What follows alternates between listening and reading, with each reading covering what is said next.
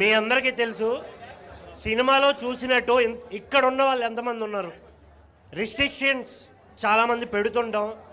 చాలా అంటే నాకు అసలు ఒక ఫీల్ వస్తుంది. బేసిక్గా అమ్మాయిల్ని ఏదో హోల్డ్ చేయాలి, కంట్రోల్ చేయాలి అనే థాట్తోనే ఉంటాం అందరం.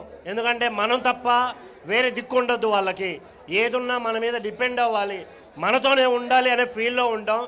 బట్ వాళ్ళకంటూ ఒక ఒపీనియన్ ఉంటుంది, ఒక ఆలోచన ఉంటుంది. ఈ నాకు సార్ ఫస్ట్ హాఫ్ చూసినప్పుడు అరే ఏంట్రా వెళ్తుంది ఏదో సరదాగా అనే ఫీల్ ఉండే. క్లైమాక్స్ చూసిన తర్వాత నిజంగా అరే ఎంతమంది తప్పు చేస్తున్నాం మనం. ఈవెన్ అమ్మ వాళ్ళది కూడా సేమ్ పొజిషన్ కదా. మీరు ప్రెస్ మీట్లో చెప్పినప్పుడు నేను నమ్మలేదు సార్, ఇంత ఎమోషన్ క్యారీ అవుతుందా సినిమాలో, ఇంత ఎమోషన్ ఉందా అని అనుకున్నాను. కానీ బట్ సార్ వణుకుతుంది సార్ చేయి కూడా. ఈవెన్ నేనైతే మీ అందరికీ చెప్తున్నా, సినిమా చూసిన ప్రతి ఒక్కరూ ప్లీజ్ చేంజ్ అవ్వండి. అమ్మని, అక్కని, చెల్లిని, ప్రతి ఒక్కరిని వాళ్ళ ఓన్ డెసిషన్స్ వాళ్ళు తీసుకునే రైట్ వాళ్ళకు ఉంది.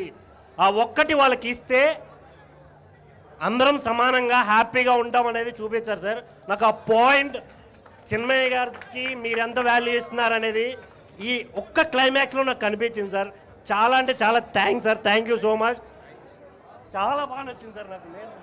నేను హార్ట్ఫుల్గా చెప్తున్నా సార్.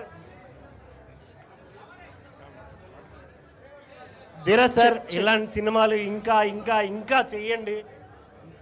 చాలా అంటే చాలా హ్యాపీ సార్, ప్రామిస్గా చెప్తున్నాను.